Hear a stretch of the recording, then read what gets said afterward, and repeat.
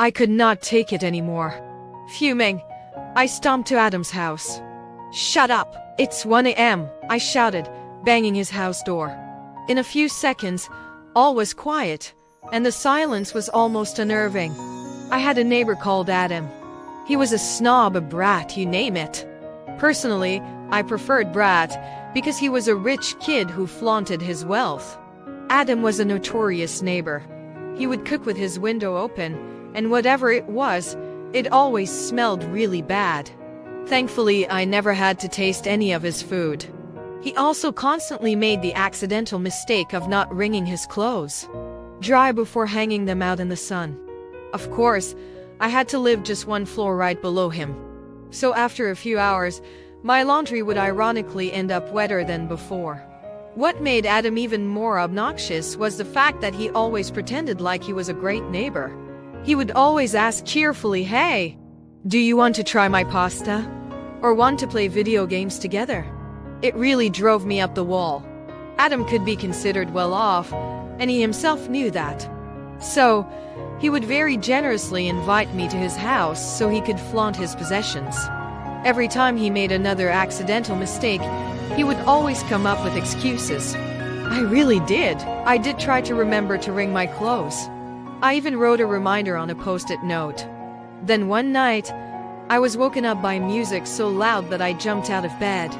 I was wondering what was happening when it hit me. "Adam, not again," I sighed, returning to bed with some earplugs.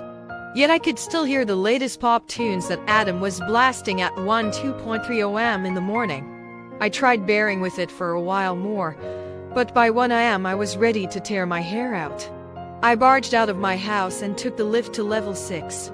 "Shut up! It's 1 a.m. in the morning, Adam," I shouted, banging the door of Unit 531. And in an instant, all was serene. Finally, I can go back to bed. I smiled to myself. However, the lift doors were just about to close when they opened again, and Adam entered. "I'm so sorry. I didn't know how to turn down the volume of my new speakers," Adam apologized profusely. "Is it because you lost your instruction manual?" I asked, raising my eyebrow. Yes, I'm sorry, okay? I'm really sorry," Adam said, trying to hold back tears of embarrassment. I looked him dead in the eye, which was strange since it was something I never did. In his gaze, all I saw was sincerity. I decided to give him another chance.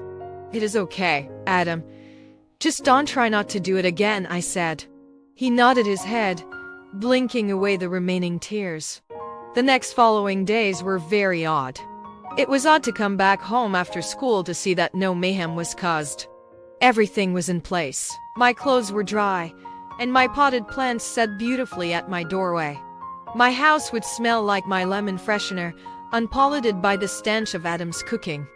I was happy that Adam was willing to change, but I also felt a tinge of guilt. I had been unforgiving towards Adam all this while. I had never given him a chance to change. I had simply assumed his attitude to turn over a new leaf was all a sham. And the bad neighbor? I finally realized that it was me all along.